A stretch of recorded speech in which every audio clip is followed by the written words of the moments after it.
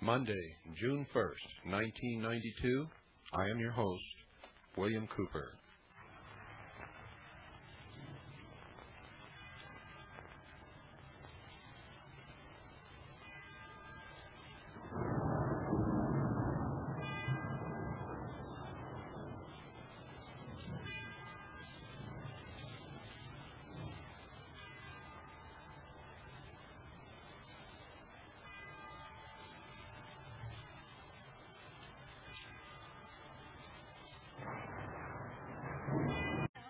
Bad brother bad.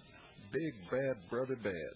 Wake up. Wake up. This is your wake-up call because big bad brother is already here. He's not coming. He's already here. It's an absolute shame that during just my lifetime, I have watched Americans go from pretty smart to ignorant to absolutely stupid. Sorry, folks, but I call it just exactly as I sees them, and that's the way I sees them. What do you think happened in Los Angeles? This is the June 1st, 1992 broadcast, but I got to tell you, it was taped just a couple of days after the Los Angeles riots. I went to Los Angeles. I spoke at the Los Angeles Airport Hyatt Hotel in the International Ballroom, wall-to-wall people. Just the other night, you heard the tape of that speech. I talked to a lot of people there. I talked to a lot of people by phone at my home. But when I was in Los Angeles, I met them face to face.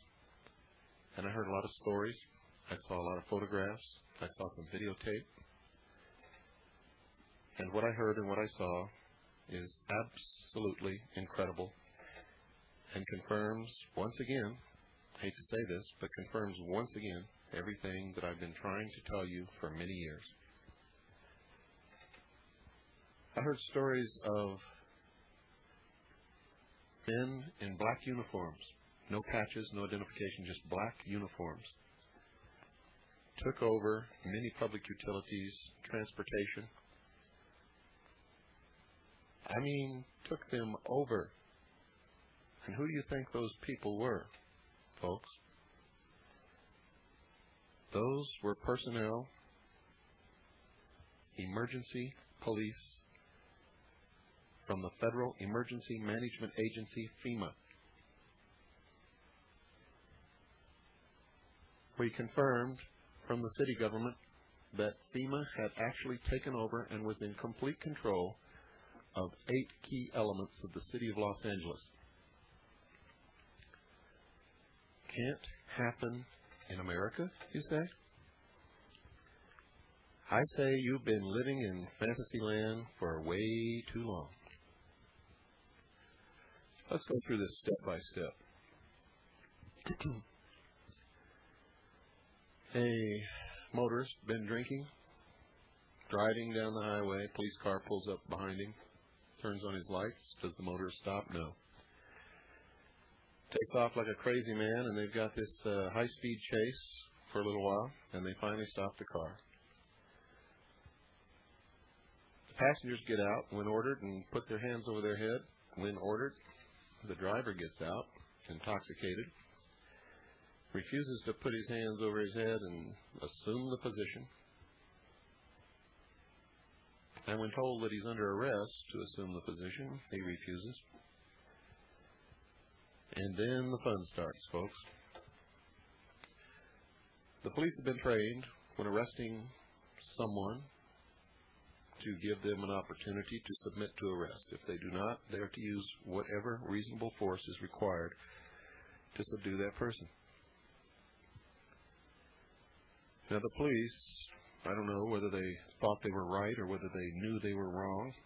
I don't know what was going through their head, but I've seen enough encounters with police to know that they have the mentality that most of them, not all, but most, have a mentality that, in my opinion, they should never be given guns or clubs, and probably should be seeing a psychiatrist or a psychologist on a regular basis. What in the world would ever make anyone ever want to become a police officer in the first place? I've known a lot of police officers in my life. Some of them were very good friends. When I was the head of the Mixed Gas Deep Saturation Diving Department of the College of Oceaneering, I helped train the bomb squad of the Los Angeles Police Department. When I was in the United States Navy, I served on shore patrol on many occasions and had many occasions to arrest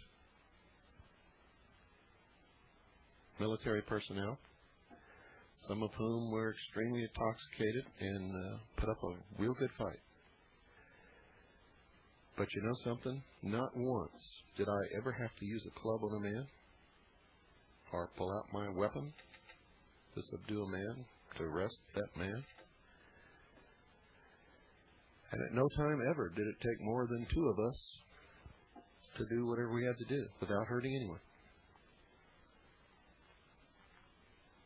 Without hurting anyone. Now, it's true that the media exploited this. And the media, we know, is in the control of those people who want to destroy this nation, our Constitution, and the Bill of Rights. How do we know that? Because many of us have been doing in-depth research on who owns and controls the media for many years. There's no question. The media didn't show us the whole tape, and there was quite a bit of tape. They didn't show it all to us because they didn't want us to see Rodney King belligerent, refusing to submit to arrest, lashing out at officers. The only thing that they wanted to do was inflame the nation, and they did that. Rodney King was beat repeatedly while he was on the ground, helpless. He didn't have a weapon. And there was no excuse for the action of those police officers. And at the same time, there was no excuse for the action of the media. They showed us just a short segment of that film. The most inflammatory segment was not balanced. Now, don't get me wrong, folks. I'm not excusing those police officers. I condemn them. They were wrong. But the reaction to that beating would not have been so extreme had everyone had a chance to see the entire videotape. I guarantee you, because I've seen it. And my reaction initially was the same as everyone else.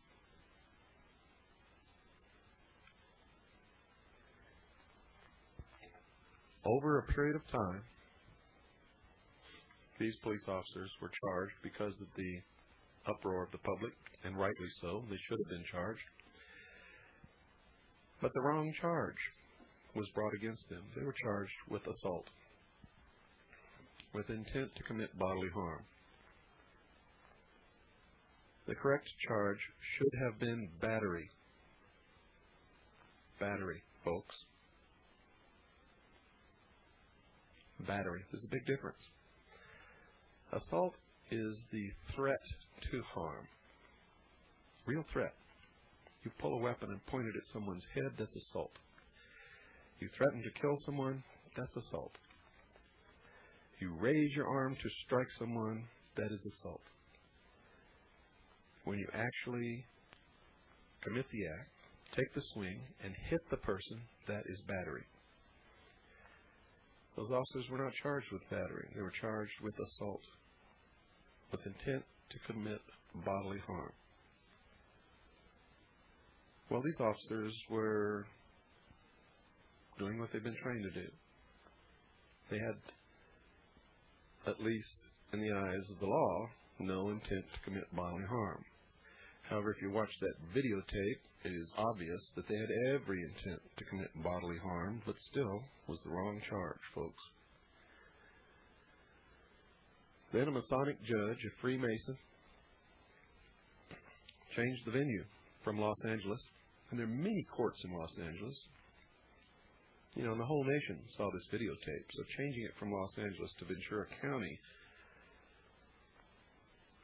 in my estimation, and the estimation of many, many prominent and respected and credible people, was unjustified. Because the entire nation watched the videotape, not just the city of Los Angeles. But it just so happens that Ventura County is 98% white and Hispanic, and about 2% black. Actually, less than 2% if you look at the actual figures, the most recent ones available. It also just happens to be the county where over 2,000 police officers and their families live. That's right. Over 2,000 police officers and their families. And this judge knew that when he changed the venue to Simi Valley in Ventura County. And by the way, folks, only 2 of those jurors actually came from Simi Valley, so don't be so quick to condemn that little town.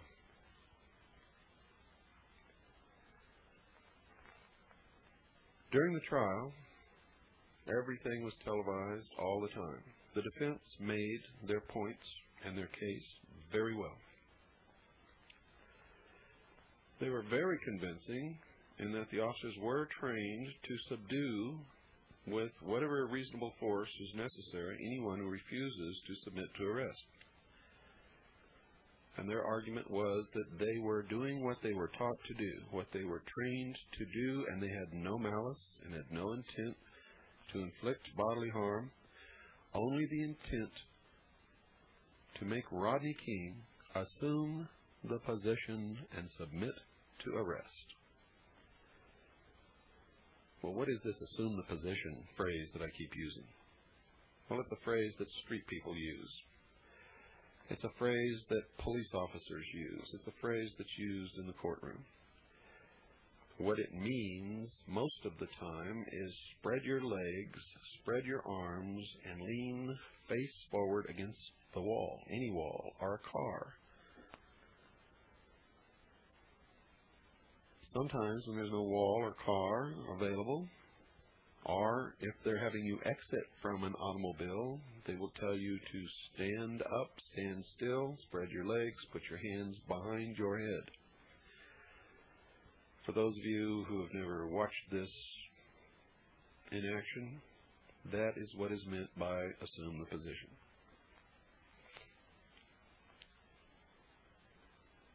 It is incredible that all through the trial, everyone felt that the verdict was going to be guilty. Police officers testified that they used unreasonable force. Unreasonable and unnecessary. One of the fellow officers, who has since been ostracized by his fellow policemen, also testified against these officers.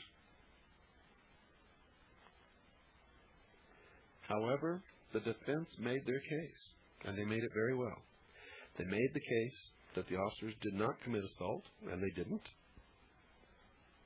They committed battery. And that in the performance of their duties, all they wanted to do was make Rodney King submit to arrest. And the moment that he did, they stopped beating him, and that was a powerful, powerful image. You see, because if they had intent to commit bodily harm in the eyes of the law, they would have continued to